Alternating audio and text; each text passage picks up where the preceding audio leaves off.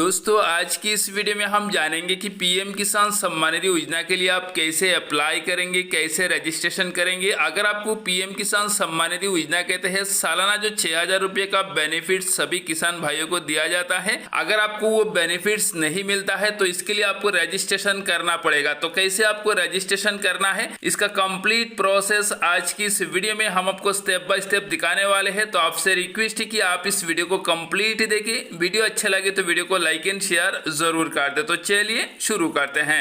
तो पीएम किसान सम्मान निधि योजना में अगर आपको रजिस्ट्रेशन करना है तो इसके लिए सबसे पहले आप अपने मोबाइल से गूगल ब्राउज़र को इस तरह ओपन कर लेना है एंड यहाँ पे आपको सर्च करना है पीएम किसान। जैसे ही आप पीएम किसान लिख के सर्च करेंगे, सबसे पहले इसका जो वेबसाइट है वो यहाँ पे आपको देखने को मिल जाएंगे। आपको सिंपली उस वेबसाइट के ऊपर आपको क्लिक करना है, ठीक है।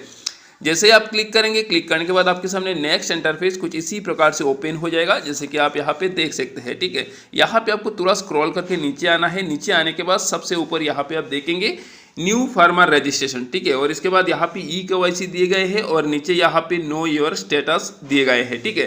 तो सबसे पहले आपको करना क्या है, यहाँ पे फार्मर रजिस्ट्रेशन करना है। इसके लिए सिंपली न्यू फार्मर रजिस्ट्रेशन के ऑप्शन पे आपको क्लिक करना है। जैसे ही आप क्लिक करेंगे, क्लिक करने के बाद आपके सामने नेक्स्ट इंटरफेस कुछ इसी प्रकार से ओपन हो जाएगा, ठीक है।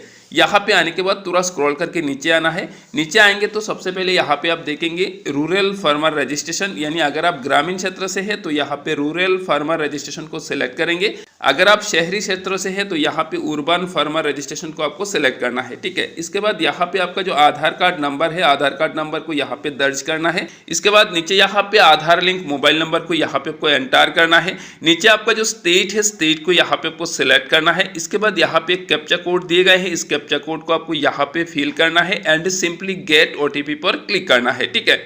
तो यहाँ पे आप देख सकते हैं मैंने यहाँ पे सारे फिल कर दिए और सारे फिल करने के बाद आपको करना क्या है, सिंपली गेट ओटीपी पर क्लिक करना है।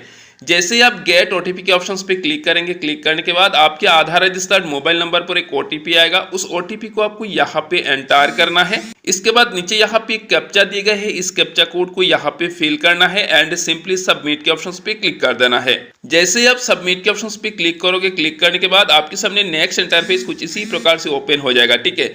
और इसके बाद आपके आधार रजिस्टर्ड मोबाइल नंबर पर और एक ओटीपी आएगा। उस ओटीपी को आपको यहाँ पे एंटर करना है। इसके बाद इस कैप्चा को आपको यहाँ पे फिल करना है एंड सिंपली वेरीफाई आधार के ऑप्शंस पे आपको क्लिक कर देना है। तो यहाँ पे आप देख सकते हैं मैंने यहाँ पे ओटीपी एंटर कर दी है और इसके बाद कैप्चा को भी यहाँ पे फिल कर दी है, ठीक है। इसके बाद सिंपली आपको करना क्या है, यहाँ पे वेरीफाई आधार के ऑप्शंस पे आपको क्लिक कर देना है। जैसे ही आप वेरीफाई आधार के ऑप्शंस पे क्लिक करोगे, क्लिक करने के बाद आपके सामने पीएम किसान का जो फॉर्म है कुछ इसी प्रकार से ओपन हो जाएगा, जैसे कि आप यहाँ पे देख सकते हैं, ठीक है। यहाँ पे सबसे पहले यहाँ पे आपका जो स्टेट है, स्टेट सिलेक्ट रहेगा। नीचे यहाँ पे आपका जो डिस्ट्रिक्ट है, डिस्ट्रिक्ट को यहाँ पे आपको सिलेक्ट करना है। इसके बाद नीचे यहाँ पे आपका जो सब डिस्ट्रिक्ट है, सब डिस्ट्रिक्ट को सिलेक्ट करना है।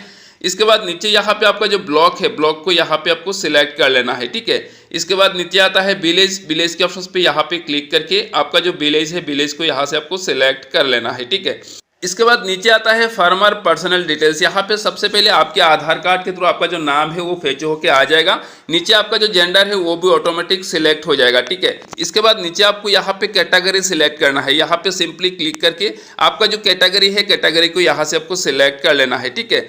इसके बाद नीचे आता है फार्मर टाइप, तो यहाँ पे आपको क्लिक करना है। क्लिक करने के बाद यहाँ पे स्मॉल फार्मर में यहाँ पे अगर आपका जमीन 1 से 2 हेक्टेयर है तो यहाँ पे स्मॉल फार्मर वाले ऑप्शंस को सिलेक्ट करना है। और अगर आपका जमीन ज्यादा है या फिर कम है तो यहाँ पे आधार वाले ऑप्शंस को सिलेक्ट कर लेना है, ठीक है। तो हम यहाँ पे स्मॉल वाले ऑप्शंस को सिलेक्ट कर लेंगे।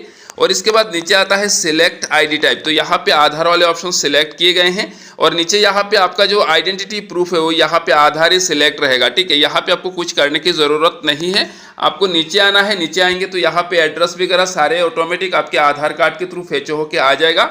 आपको नीचे आना है, एकदम लास्ट में आएंगे तो यहाँ पे आपको क्या करना है, लैंड रजिस्ट्रेशन आईडी यहाँ पे आपको एंटर करना है, ठीक है। यानी आपका जमीन का जो खातूनी नंबर है, उस खातूनी नंबर को यहाँ पे आपको एंटर करना है। इसके बाद यहाँ पे आपका जो रेशन कार्ड नंबर है वो यहाँ पे आपको एंटर कर देना है, ठीक है। अगर ये दोनों आपके पास नहीं है तो इसको आपको छोड़ देना है। आपको नीचे आना है, नीचे यहाँ पे आपका जो डेट ऑफ बर्थ है वो ऑटोमेटिक सिलेक्ट रहेगा। आपको करना क्या है, सिंपली यहाँ पे एक्सेप्टेंस फॉर पीएम किसान मनधन योजना, यहाँ पे आपको टिक लगाना है। यानी अगर आप मनधन योजना में पार्टिसिपेट करना चाहते हैं तो सिंपली यहाँ पे क्लिक करके यस के ऑप्शन पे क्लिक कर देना है। अगर आप नहीं करना चाहते हैं तो यहाँ पे नो के ऑप्शन पे क्लिक कर देना है। तो हम यहाँ पे नो करेंगे और इसके बाद नीचे आना है। नीचे आने के बाद यहाँ पे आपका जमीन का जो हिसाब किताब है वो यहाँ पे आपको एंटर करना है। तो इसके लिए आपको करना क्या है, सिंपली यहाँ पे ऐड वाले ऑप्शंस पर आपको क्लिक करना है। क्लिक करने के बाद नीचे यहाँ पे आप देख सकते हैं, यहाँ पे आपकी जमीन का पूरा डिटेल्स एंटर करना है। सबसे पहले यहाँ पे सर्वे या फिर खाता नंबर यहाँ पे आपको एंटर करना है, यानी आपकी जमीन का जो खातूनी नंबर है उस खातूनी नंबर को यहाँ पे आपको एंटर करना है।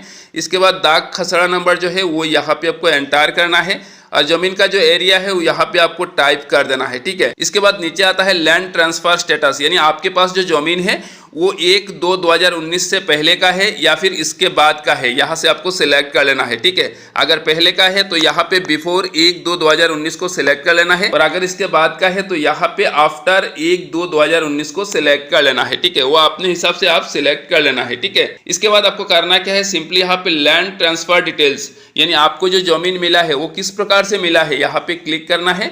क्लिक करने के बाद यहाँ पे वो जो जमीन है वो आपके फादर के डेथ के बाद मिला है या फिर आपने परचेज किया है या फिर किसी ने आपको गिफ्ट किए है, वो यहाँ से आपको सिलेक्ट कर लेना है, ठीक है। और इसके बाद नीचे आता है लैंड डेट, ठीक है, यानी आपको जो जमीन मिला है उसका डेट कौन सा है उस डेट को यहाँ पे आपको एंटर करना है, ठीक है। और इसके बाद नीचे आता है पट्टा नंबर, यानी आपकी जमीन का पट्टा नंबर है तो यहाँ पे यस करके पट्टा नंबर को एंटर करना है। अगर नहीं है तो नो को सिलेक्ट कर देना है, ठीक है। और इसके बाद नीचे आता है आइडेंटिटी ऑफ प्रीवियस ओनर, यानी आपको जो जमीन मिला है, जिसके पास से आपने जमीन लिया है या फिर जिसके पास से आपको जमीन मिला है, उनका आधार नंबर यहाँ पे आपको एंटर करना है, ठीक है। और इसके बाद आपको करना क्या है, सिंपली ऐड के ऑप्शन पे क्लिक कर देना है। जैसे ही आप ऐड के ऑप्शन पे क्लिक करोगे, क्लिक करने के बाद आपका जो जमीन का हिसाब किताब है वो सक्सेसफुली ऐड हो जाएगा, ठीक है। और इसके बाद नीचे आता है सपोर्टिंग डॉक्यूमेंट, यहाँ पे आपको लैंड डॉक्यूमेंट अपलोड करना है, यानी आपका जो खातूनी का पेपर है उस खातूनी का पेपर को यहाँ पे चूज फाइल के ऑप्शन पे क्लिक करके इसको अपलोड करना है, ठीक है। और इसका जो साइज है वो 200 KB से ज़्यादा नहीं होना चाहिए। और जैसे ही आप डॉक्यूमेंट अपलोड कर देंगे, अपलोड करने के बाद आपको करना क्या है, सिंपली सेव के ऑप्शंस पे क्लिक करना है। जैसे ही आप सेव के ऑप्शंस पे क्लिक करोगे, क्लिक करने के बाद आपका जो फॉर्म है वो सक्सेसफुली सबमिट हो जाएगा और आपको एक फार्मर आईडी मिल जाएगा, ठीक है। और जैसे ही आपको फार्मर आईडी मिल जाएगा, फार्मर आईडी मिलने के बाद आपको करना क्या है, सिंपली दोबारा आपको इसी पेज पर आ जाना है। यहाँ पे आने के बाद सिंपली यहाँ पे नो योर स्टेटस के ऑप्शंस पे आपको क्लिक करना है, ठीक है।